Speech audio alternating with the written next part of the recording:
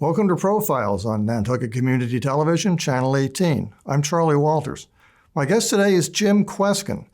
During the early 1960s folk revival in the United States, Jim Kweskin and the Jug Band were one of the most influential artists around. They were successful both commercially and artistically, which doesn't always go together. The band broke up in the late 1960s, but Jim has continued on as a solo act and occasionally as a duo act or a trio act. He came to Nantucket on June 1st to do a solo concert at the Nantucket Athenaeum. And we were fortunate enough to have him come out to Channel 18 studio, and we're going to talk, and he's going to sing a couple of songs in the course of the next 45 minutes. Thanks for coming, Jim. Thank you for having me. I'm going to ask you in a few minutes what a jug band is, but let's start at the beginning. When and how did you get interested in what kind of music? Well, when I was a kid, my father had a collection of old records. In those days, it was 78s. Some folks who are watching this may remember 78s. They were before vinyl and before CD and before cassette. They were the main kind of record all the way through the first half of the 20th century. My father had some old jazz records that I really loved. Jelly Roll Morton, Fats Waller, Bessie Smith, Louis Armstrong, Sidney Bechet. Other than Louis Armstrong, these may be names that most people aren't familiar with, but they were the great swing jazz artists of the 20s and 30s. And I fell in love with that music. And I was the only one of my friends who even knew who those people were or listened to it. But I was sitting up in my room when I was 8, 9, 10 years old, grooving on Bix Beiderbecke, you know. So that music got inside of me at a very young age. When I was a young teenager, my parents sent me to a summer camp, actually 3 years in a row. And the counselors there, many of them played the guitar and sang folk songs. And so at that point, I had already heard Pete Seeger and Burl Ives, the Weavers. But now I was watching people who could actually play the guitar and sing in person, and that really got me. That's what I wanted to do. So I got into folk music, and I was already into early jazz. So by the time I got to college, what I really wanted to do was combine the two. And I saw this fellow I went to Boston University, and went to the Club 47, and I saw this fellow named Eric von Schmidt. And I walked in and was watching him on stage, and he was playing the guitar by himself and singing Buddy Bolden's Blues, which I knew to be a Jelly Roll Morton tune that he did with his jazz band back in the 20s. And I said, I didn't know you could do that. You could take these old jazz songs and just play them and sing them while you're playing the guitar. And that's kind of how I got started in that direction. Club 47 is long gone, but for those of you out there who know Cambridge, Passim is where Club 47 ended up. Actually, it was in two different locations. Started out on Orbit Street, but it moved to Palmer Street, where it still is. Yeah. What is a jug band? Well, interestingly enough, in relationship to what I play and the kind of music I like, jug band really is just old-time, if you break it down to just the basics, it's old-time jazz and blues played on folk-type and homemade instruments. In other words, instead of trumpets and trombones and saxophones, it's kazoos and harmonicas and fiddles. And instead of a tuba or a string bass, it's a jug. And it was very down-homey kind of music, originated in the South, black musicians in places like Memphis and Louisville. There was the Memphis Jug Band and Gus Cannon's Jug Stompers in Memphis. There was the Dixieland Jug Blowers in Louisville. And there were many other jug bands, but those were the most prominent, and those were the best ones. Explain how it works to play a jug. Well, a jug is something you blow into. It really is a jug. It is a crockery. Well, originally they were crockery jugs, although the guy who played jug with my band later on often used a plastic jug. But it resonates the sound. You make the sound with your mouth. It's a kind of a bass sound, but not too far from a fart. But it's very, it's very musical, and the jug resonates that sound, and it takes the place of a bass. And how do you hit a particular note? With your mouth, shape of your mouth. You're not. It isn't like a kazoo where you're humming into it. No. Okay. So it's the position of your mouth. Yeah. And how wide your mouth is open. Yeah. It's just. I mean, in some ways, it's very similar to like a bugle. You know, a bugle which doesn't have keys or anything like that. You can keep changing the note by how you move your lips. Well, similar concept. So how did Jim Kweskin and the Jug Band come to be? Well, I was playing. Let's see. I got to Boston University, as a freshman in 1958. I started going around to the different clubs and hearing all these wonderful local musicians. And I started combining my knowledge of the old jazz tunes with my love of folk music. Started playing songs by people like Jesse Fuller and Mississippi John Hurt and Pink Anderson, all of whom played a kind of swingy ragtime folk music. It was not Appalachian ballads. It was much closer to jazz, early jazz. And so I was traveling around the country, went out, came back a couple times. And then one night in 1963, I was playing at the Club 47. And I had a whole bunch of musicians on stage with me. They were just friends. We were jamming. There was a fiddle player and a harmonica player, and Fritz Richmond was playing the washtub bass, which some of you may know is just take an old not cast iron, but sheet metal washtub that they used to use to wash clothes in many, many years ago, turn it upside down, put a pole and a string, and play it like a bass. Anyway, Fritz Richmond, he was master of that instrument, believe it or not. And we were all jamming on stage, and I didn't know it, but the owner and president of Vanguard Records was in the audience. He had already been up there. He's the one who signed Joan Baez to Vanguard Records a year or so before he came up. I guess he came up to see us, although I don't know whether he just happened to be there. But anyway, he came up to me after the show and said, "How would you like to make a record with that band?" And I said, "Well, that's not really a band, but I'd love to make a record. Give me 3-4 months and I'll put a band together and we'll do that. I'll make a record." So I had a record contract before I had a band. And then I went around and I had played with Fritz. He was the obvious choice. He was absolutely out of town when I was trying to put the band together. I had to call him in California and say, "You got to come back. We're forming a jug band, and you got to play your bass, and you got to learn how to play the jug." Because he played the bass. He'd never played jug before he joined the band. Correct. Right. He was a washtub bass player. He became a master jug player, but I believe it, if that's hard to conceive of, but he really was. Later on, I'll just jump ahead a little bit. On the Prairie Home Companion show, he played the Flight of the Bumblebee on the jug. Really? Yeah. And he was an incredible most people who play the washtub bass, it just goes thump, thump, thump, thump, and it's hardly a note. It's just that vibration. He played solid, in-tune notes. He had a great sense of bass line. Then he was Fritz, and I had done a couple of gigs with Jeff Muldaur. We didn't play music together, but we were on the bill together. And he was a great blues singer. Still is. Still is. Yeah. So, and I'm not a blues. I don't sing blues.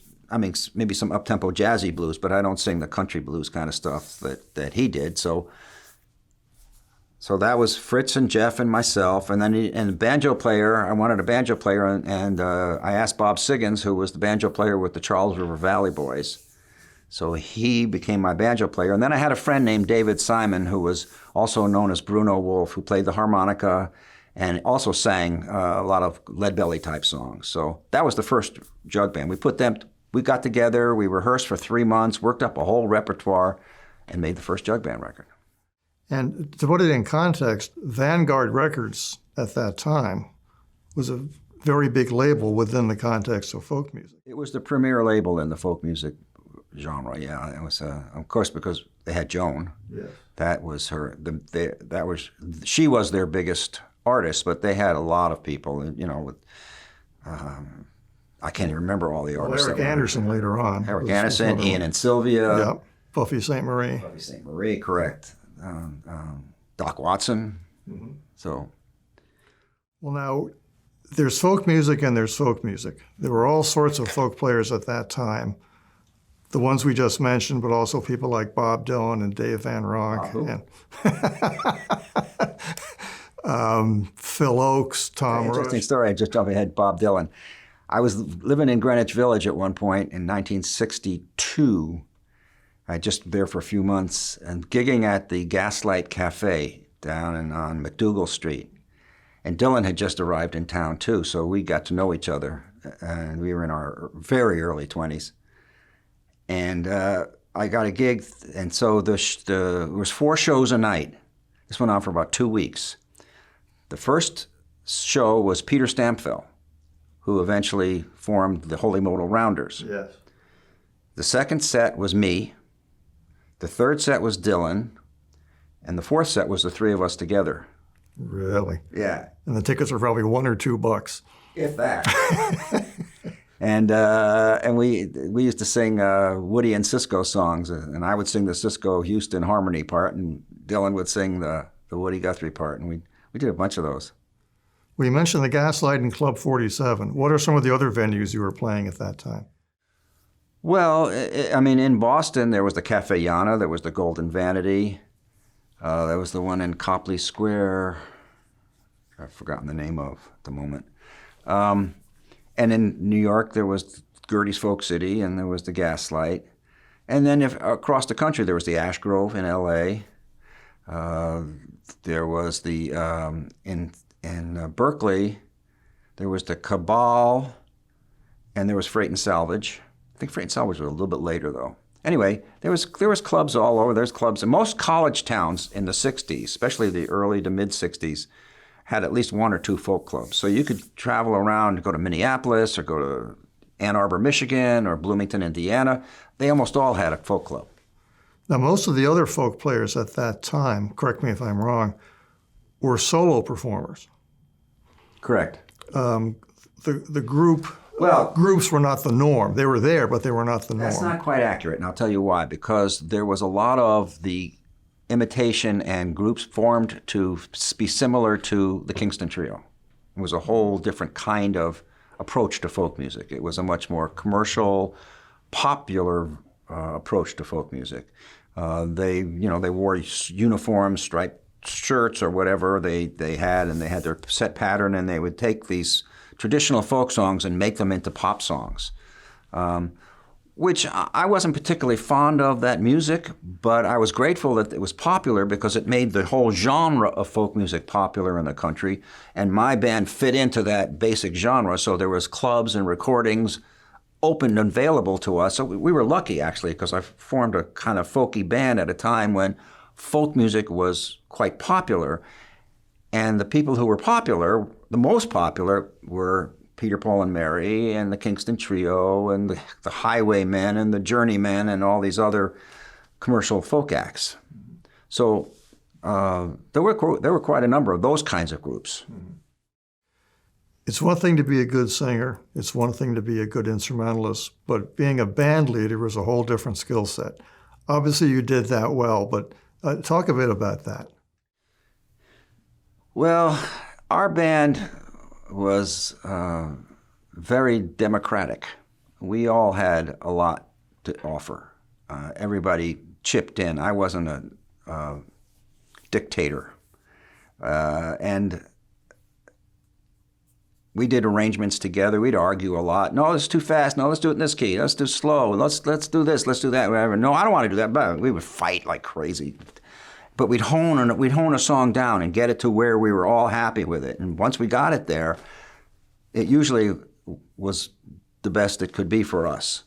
And it's listening. I mean, one of the most important things of being a musician and being a band leader is listening. Listening to what the other musicians are saying, and then when you're performing, listening to what the other musicians are doing. And I always tell young people, when they ask me, what do you have to do to become a good musician? I say, you have to learn how to listen, because that's the most important thing. What I do, and friends of mine do, is we play songs that are old. I'm not a songwriter. Talk about the definition of folk music. It's changed so much over the years.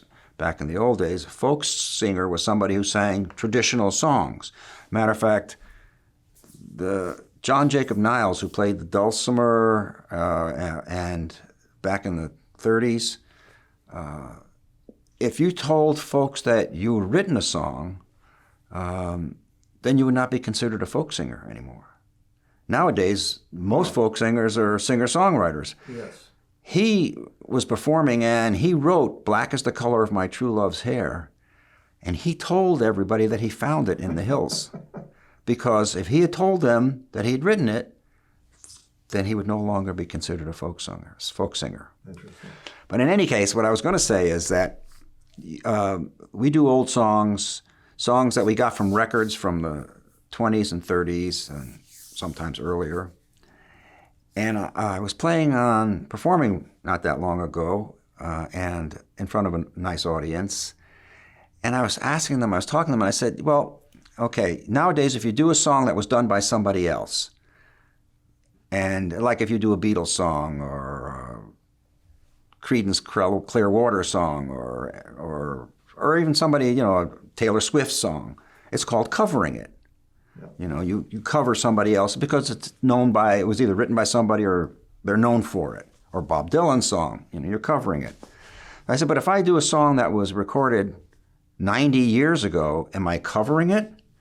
And somebody in the audience said, no, you're uncovering it. And I thought that was really cool. So that's what I do. I uncover songs. You uncover songs. Yeah. Well put. You're going to sing 2 songs for us, so we're going to take a break from the talking part and let you sing a song right now. Well, the song I'm going to do is originally done by Uncle Dave Macon, and it's called "The Wreck of the Tennessee Gravy Train." And it's about something that really happened in the early 20th century.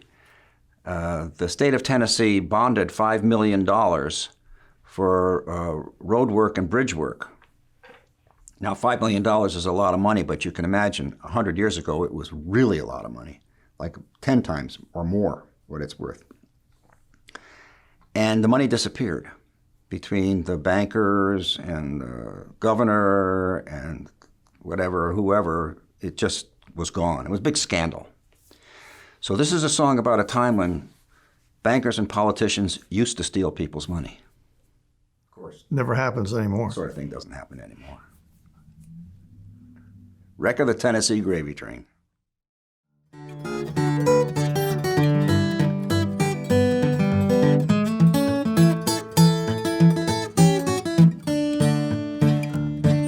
The people of Tennessee want to know who wrecked our gravy train.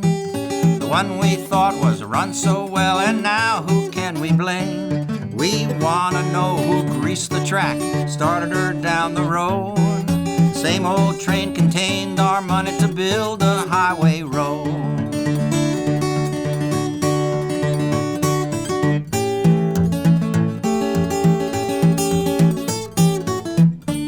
And now we're up against it and no use to raise a row. But of all the times I've ever seen, we're sure up against it now. And the only thing that we can do is to do the best we can. So follow me, good people, bound for the promised land.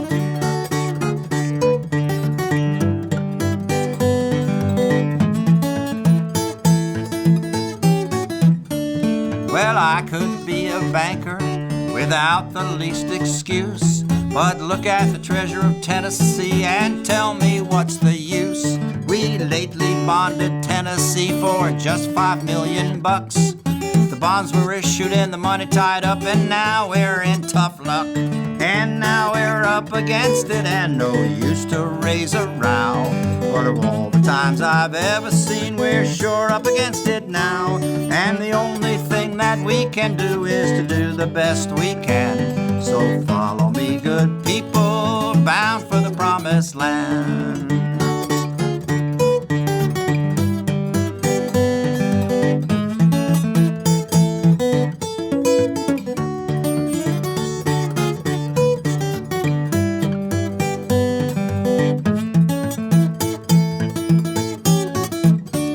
Some blame it all on parties, some blame it on others you see. But now that you can plainly see what's happened to Tennessee, for the engineer pulled the throttle, the conductor rang the bell, the brakeman hollered all aboard, and the banks all went to hell. And now we're up against it and no use to raise a row. But of all the times I've ever seen, we're sure up against it now. And the only thing that we can do is to do the best we can. So follow me, good people, I'm bound for the promised land. Jim Kweskin doing the wreck of the Tennessee gravy train. I want to talk about the context of the historical context of what you were doing. The first Jug Band album came out in 1963, if I'm not mistaken. That's correct. In 1964, the Beatles came along, and in 1965, Dylan went electric. How did that affect you and the band? Well, we were not influenced musically by either one of those, the Beatles or Bob Dylan, because we were playing old music, old songs. You know, we were our versions of old songs. On the scene, the music scene, the entertainment scene, I'll give you an example of how it affected us. My band had a gig in Chicago at a small venue, and we didn't know it till we got there. The place seated about maybe 150, 200 people, maybe more, maybe 300 people. We found out that very same night the Beatles were playing in Wrigley Field. Oh, boy. I think maybe 12 people showed up to our gig. So it affected us that way, but not very often. That was just a particular, bad timing for us. Exactly. Dylan going electric, rock was already on the rise, and folk rock was already happening. That whole Dylan going electric thing is, there's a lot of talk about it, but I mean, he played great music, I mean, it was just at Newport, it was too loud, that's all. But in any case, we would start playing in those psychedelic ballrooms in San Francisco at the Avalon and the Fillmore. And the opening act, before we went on, was Big Brother and the Holding Company, or The Doors, both of whom were just getting started. And they were so loud. And of course, we were just this little acoustic band playing acoustic guitars and fiddles and harmonicas, and people were it was so loud, the band before us, that people could barely hear us. And we were just coming through this we didn't have big amps, so they had these giant amps, and they could blast people right out of the room. So on that level, those particular gigs were not that great for us. I mean, people remember them and they tell us how much they loved us there then, but we were not happy with the fact that everybody was so loud and we were not. Well, there's a documentary film out there called Festival, which has footage from several Newport folk festivals in the early and mid-'60s, and you were in that. Yes. How many times did you play Newport? 5 years in a row. Really? 64, 5, 6, 7, and 8. And presumably you would have continued to play had the Jug Band still existed. Yeah. Or did you play as a solo artist after that? After the Jug Band broke up? Yes. Yes. At Newport. No. Well, in 68 it was not the Jug Band, but I was playing with other musicians. But yeah. Now, I asked you before we came on if you would talk about doing the Steve Allen Show.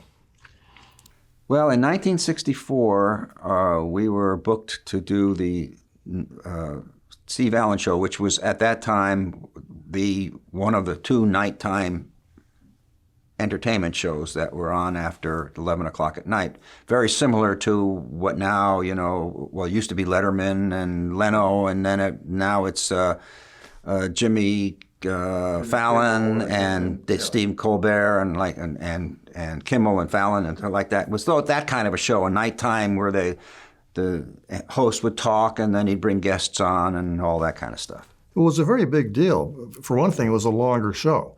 It was from 11:15 until 1. Yeah, it was an hour and a half. And there wasn't cable. So Correct. people didn't have Too much all choice. these. Yeah, so Right. it was a very big accomplishment to get on that show. Yeah, and the other thing is that it wasn't nowadays when they have a musical act, it comes on last, and it's the end of the show, and they do one song.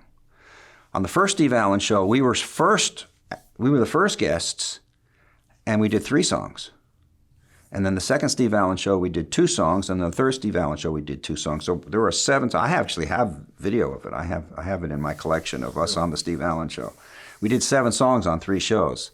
The first Steve Allen show we did was very funny because the announcer said, and here he is, Steve Allen, and out from the side stage, and the camera is on him, comes Johnny Carson. Who was not that well known at that point. He was known, but he was not huge. He had his own show. Oh, he did have his own. I thought he took over Steve Allen's show. No. He took over from Jack Parr. Oh, okay. Okay. No, he had his own show. They were on opposing networks. They were supposedly competitors with each other. So this would be like if Stephen Colbert was on and somebody said, and here he is, Stephen Colbert, and Jimmy Fallon walked out. It would be like that. This is the equivalent. So Johnny Carson walks out, and Steve Allen didn't know he was going to be there. It was a surprise.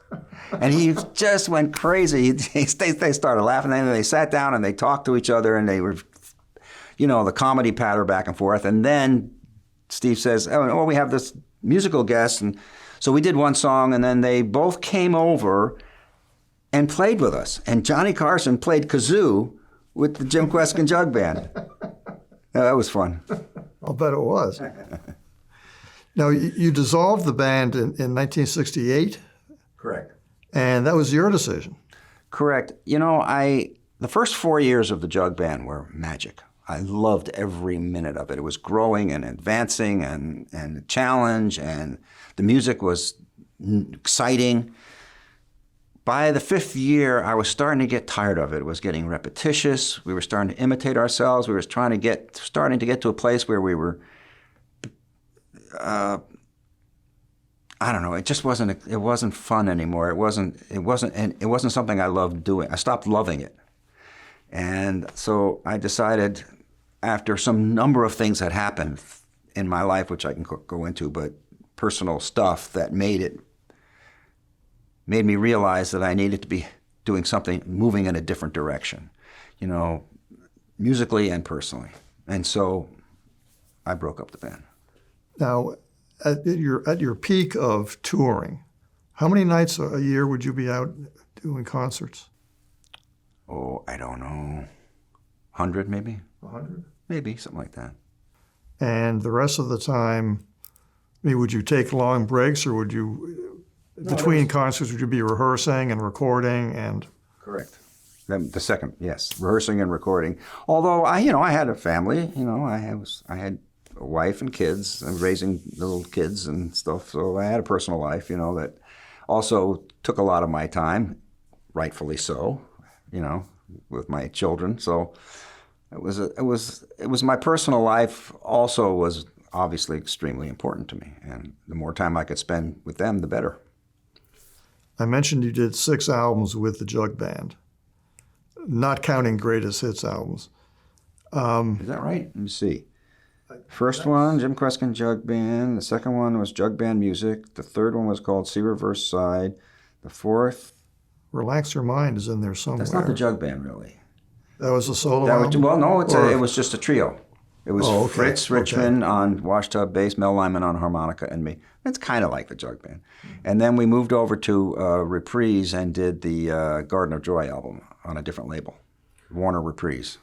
What I'm wondering is, are there outtakes from those sessions that never came out? Songs that you recorded and decided not to include? I'm sure there are. God knows where they are. Let's get them out. Well, somebody, I've been contact. Somebody found tapes of us at the place called the Canterbury House in the 4 or 5 in Ann Arbor, Michigan. And they want to release it on a record. So there'll be some live stuff coming out. Great. Well, now tell us about your recordings and your performing in recent years. I will, but the one thing we didn't mention was the personnel change of the jug band, and maybe that would be interesting to people because shortly after the first record, Bob Siggins had to leave. He was a scientist studying at Harvard, and he went off to do that. And so I needed a banjo player, and that's how we found Mel Lyman, who became the banjo player in the band and eventually the harmonica player in the band. And then later on, we were playing in New York City at the bitter end, and the group that came in to see us was sitting in the front row were the members of the Even Dozen Jug Band, one of whom was Maria D'Amato. Mm-hmm. Jeff Muldaur was up there singing Wild About My Love, and she fell in love with him from the audience to the stage. They got to know each other, fell in love. They got married, moved to Cambridge. She became Maria Muldaur and joined my band and went on to fame and a few years later with Midnight at the Oasis. Then Mel Lyman, who was playing harmonica and banjo, he was a different kind of banjo player. He played pretty good rhythm banjo, very good rhythm banjo, but not what he wanted to do with his banjo playing. So he came to me and said, I don't mind, I'm happy to play harmonica, but could you find another banjo player? Because this isn't really the kind of banjo I enjoy playing. And wasn't I fortunate that Bill Keith had just left Bill Monroe's band. Yes. So we got Bill Keith, one of the all-time great banjo players. It's a real coup to have him in your band. Yeah. And then finally Mel left because he had other things to do with his life. And then I didn't have a harmonica player, and I had to replace somebody who could take solos. And instead of harmonica, I was fortunate enough to get Richard Green on violin, who had also just left Bill Monroe's band. So I got 2 of Bill Monroe's ex-members to join my band. And Richard Green went on to form the band C-Train, which a lot of people listened to in the 1970s. Correct. So we've been through, the personnel morphed a number of times and changed a number of times. So I thought, people might like to know that. I'm glad you brought that up. When you're not playing and recording, performing, what do you do? Well, I have family life. I am a grandfather, and I've got a lot of kids and grandkids, and so does my wife. We live with a bunch of other people. We share a house, so we're taking care of the property and the houses together. So I have, and also I'm doing things. I don't have an agent. I have a booking agent, but I don't have a manager. So as far as doing all my planning for the gigs that I'm doing, getting the hotels and flights and all that stuff, I have to do that stuff myself. So I'm busy at my desk arranging my tours. And on your recent albums, CDs, what can one hear? What sort of music will one be hearing? Well, I did one album called Jim Kweskin in the 21st Century. I did that because I called it that because many people think I died in 1968 when I broke up the jug band. So it's me playing jazzy songs, some folk songs or jumpy tunes that were traditional, and some are swing tunes or pop tunes that I do in a folky style. And then I did an album with Jeff Muldaur called Penny's Farm, just the 2 of us. When Fritz died in 2005. There were some gatherings together of people for some concerts and tributes, and there was a film being made about the history of jug bands, and so Jeff and I got together, and we hadn't seen each other in a number of years, and we decided to do something in honor of Fritz, and I don't know, we just kind of, it was like time hadn't changed for us. We were still musically very compatible, so we worked up a whole bunch of tunes, went on tour, played for like 3 years, all over the place, yeah, all around from 2006 to 2009, maybe even and further, actually, and made a record called Penny's Farm. I may have the years wrong, but it's in the last 10 years or so. So there's that. There's the Penny's Farm album. I did an album called Jug Band Extravaganza, because the guy who made the film Jug Band, the history of jug band music, called Chasin' Gus's Ghost, referring to Gus Cannon, put on a concert in San Francisco that had Jeff and Maria and Fritz and me. No, not Fritz. Fritz had passed. I'm sorry. Jeff and Maria and John Sebastian and David Grisman and the Barbecue Orchestra, Fritz's old band. And the concert was just, we nailed it. Everything just happened right. You know, some concerts, they work perfectly, and that concert really worked. So we issued that the whole concert as a CD, and that is called Jug Band Extravaganza. So, you know, and then I did an album in England just a year and a half ago, and I was not jug band music. It was more folky kind of music. So I figured if Eric Clapton can do something acoustic and call it Unplugged, I did something without a jug band and call it Unjugged. Very appropriate and very clever. So, you know, I got a bunch of CDs out there. And anybody, by the way, anybody who wants to check it out, you can go to my website, jimkweskin.com, and you can get CDs and you can read more about me. Yes, it's worth seeing, having checked it out myself. What's the second song you're going to sing for us today? Written by Pat Donahue, wonderful guitar player and singer and songwriter. Used to be with the Prairie Home Companion. He was the main guitar player in the shoe band. Anyway, he wrote this song called "Would You Like to Play the Guitar?" It's to the melody of an old Bing Crosby hit from the 40s.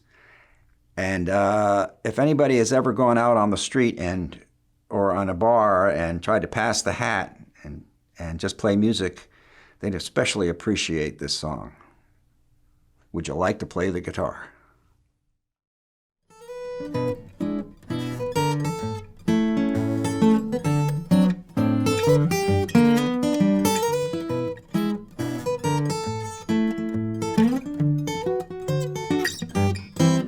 Would you like to play the guitar?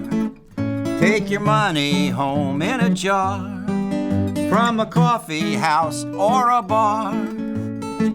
Or would you rather get a job? Now a job is the thing that makes you get out of bed and work every day until you're dead. Your back is aching and your brain is numb. You just can't wait till the weekends come. But if you don't want to beg or starve or rob, you just might have to get a job. Or would you like to play the guitar? Drive for miles and miles in your car and pretend that you're a big star? Or would you rather book the gigs? Now the agent's the one that we give 20%. What they said is not exactly what they meant. They can clean you out in ways you never thought, 'cause they're good at business and they know you're not. And then they'll sue if you finally make it big. And they're the ones that book the gigs. Or would you like to play the guitar? Make a living that's below par. I admit that it's kind of bizarre. Or would you rather be the wife? Now the wife is the one that has to rescue our butts. She's either a saint or else she's nuts. She gets impatient and she gets annoyed, 'cause she's the one that must remain employed. And by the way, if you want to wreck your life, become a guitar player's wife.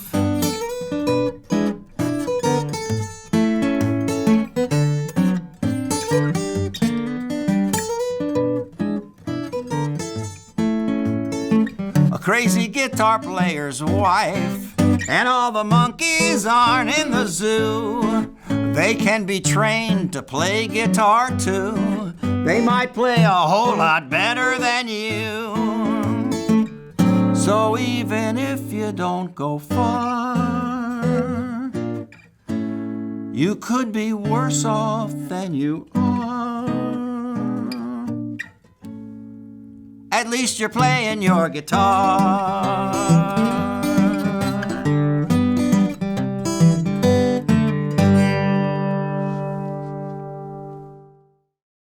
Jim Kweskin singing Would You Like to Play the Guitar? And Jim Kweskin, thank you for joining me today on Profiles on Nantucket Community Television, Channel 18. Thank all of you out there for joining us as well.